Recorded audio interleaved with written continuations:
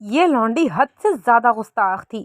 اس نے تو کھانا کھانے کے بعد بے دھڑک شہنشاہ کے لباس کی آستین سے اپنا منہ تک صاف کر لیا، مگر حیرت کی بات یہ تھی کہ شہنشاہ غصے میں آنے کے بجائے اسے معصوم سمجھ کر مسکرا دیا۔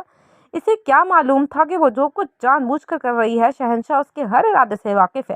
کچھ عرصہ پہلے شہنشاہ پر ایک عجیب راز کھلا تھا، وہ لوگوں کے دلوں کی آوازیں سن سکتا تھا۔ ابتدا میں اسے یہ طاقت نعمت لگی، لیکن جلد ہی ہر طرف سے آتی بے شمار آوازیں اس کے لیے عذاب بن گئیں۔ وہ دن رات شور سے پریشان رہنے لگا۔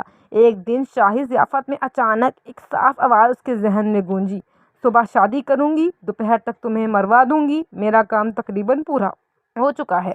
شہنشاہ چونک اٹھا۔ پہلی بار کسی کے دل کی آواز نے اسے حیران کیا تھا۔ وہ لڑکی نہ صرف بے خوف تھی بلکہ اس کے دل میں بھی مرنے کی خواہش تھی۔ اصل میں وہ لڑکی اس زمانے کی نہیں تھی، وہ ایک جدید دور کی لڑکی تھی جو ایک پراسرار حادثے کے بعد ماضی میں آ گری تھی۔ اب وہ ایک نواب خاندان کی بڑی بیٹی کے جسم میں تھی۔ اس جسم کی اصل مالکن کی زندگی نہایت تلخ تھی۔ اس کی ماں بچپن میں ہی وفات پا گئی تھی۔ سوتیلی ماں سنگ دل تھی اور گھر میں ہمیشہ اس حقارت کا سامنا رہتا تھا۔ ایک حادثے کے بعد اس کی زبان میں لکنت آ گئی تھی اور یہی بات گھر والوں کے لیے اس کی تذلیل کا بہانہ بن گئی۔ اس کی منگنی برسوں پہلے طے ہو چکی تھی۔ لڑکا اس رشتے سے جان چھڑانا چاہتا تھا مگر مرحوم بادشاہ کے حکم کی وجہ سے مجبور تھا۔ لڑکی نے دل ہی دل میں فیصلہ کیا کہ وہ اس جسم کی اصل مالکن کا بدلہ لے کر رہے گی۔ شادی کے دن وہ پالکی میں بیٹھی اپنے نئے گھر جا رہی تھی کہ اچانک اس نے دیکھا اس کا ہونے والا شوہر ایک اور لڑکی کا ہاتھ پکڑے اندر جا رہا ہے۔ وہ اس کی سوتیلی بہن تھی۔ سوتیلی بہن کو یہ برداشت نہ تھا کہ وہ شاہی خاندان میں جا رہی ہے۔ اس نے جان بوجھ کر اسے ٹھوکر ماری تاکہ سب کے سامنے اس کی تذلیل ہو۔ لڑکی پہلے ہی دونوں کے تعلق کو سمجھ چکی تھی۔ وہ خاموش تھی مگر دل میں ان دونوں کو سبق سکھانے کا ارادہ کر چکی تھی۔ اس لمحے پر شہنشاہ کی آمد ہوئی۔ سب کے چہروں کا رنگ اڑ گیا، سب گھبرا کر جھک گئے۔ دربار میں شہنشاہ کی سختی مشہور ہو چکی تھی۔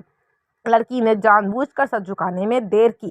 وہ چاہتی تھی کہ شہنشاہ ناراض ہو کر اس کے خاندان کو سزا دے دے، مگر وہ نہیں جانتی تھی کہ اس کے دل کی ہر بات شہنشاہ سن رہا ہے۔ شہنشاہ کو اس میں ایک غیر معمولی دلچسپی ہونے لگی۔ اس نے اس کا نام پوچھا۔ وہ جواب دینے کے لیے آگے بڑھی ہی تھی کہ سوتیلی بہن نے پھر اسے ٹھوکر مار دی۔ وہ لڑکھڑا کر گر گئی۔ گھبراہٹ میں اس کی لکنت واپس آ گئی اور اس کے منہ سے بے اختیار میاؤں نکل گیا۔ چند لمحوں کی خاموشی کے بعد شہنشاہ ہنس پڑا۔ اس نے مذاق میں کہا: ایک اور بات سناؤ۔ لڑکی اندر ہی اندر جل اٹھی۔